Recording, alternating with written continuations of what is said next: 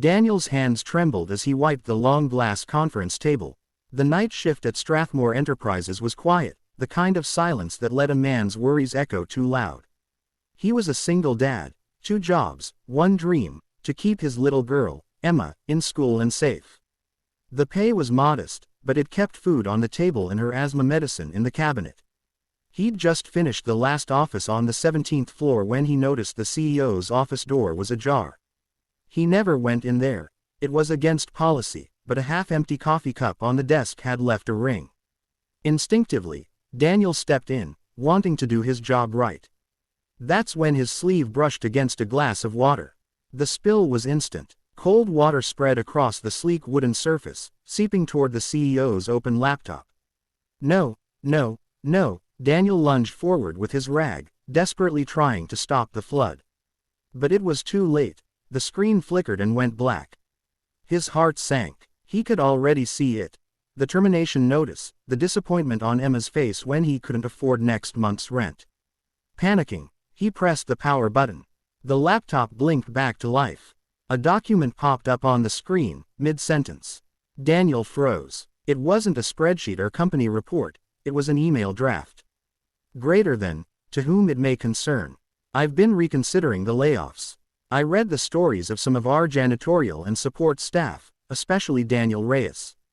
A single father who hasn't missed a single night shift in 3 years. His daughter's medical bills are covered by our insurance plan. I want to make sure we don't lose good people like him.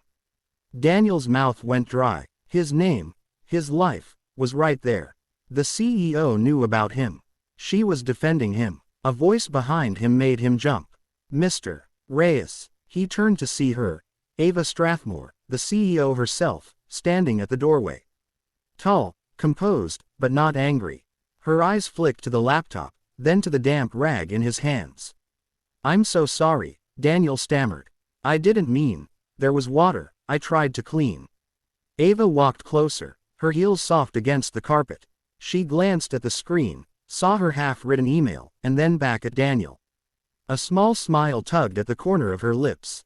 So, you read it. I didn't mean to, he said quickly. I swear, I just wanted to. It's fine, she said, surprising him. Maybe you were meant to see it. Daniel blinked. Ma'am, Ava sighed, leaning against the desk. When I started this company, I wanted to build something people believed in. Lately, it's been all numbers. Profits, shareholders. But then I read about you and your daughter. It reminded me why I started in the first place. He didn't know what to say.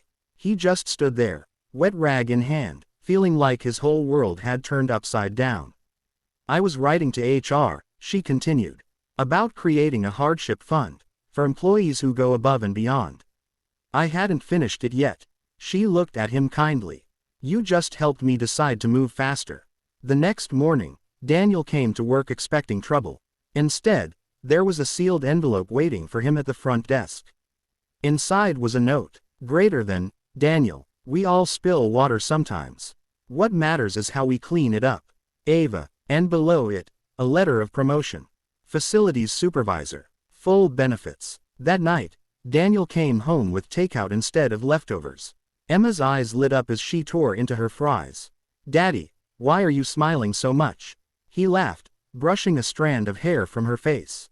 Because, sweetheart, sometimes good people see you, even when you think you're invisible.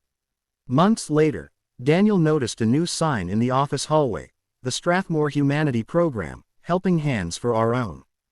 Beneath it was a picture of Ava shaking hands with staff from every department, including him.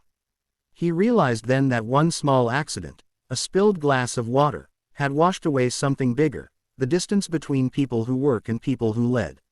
And maybe, just maybe, kindness wasn't just about giving, it was about noticing. End.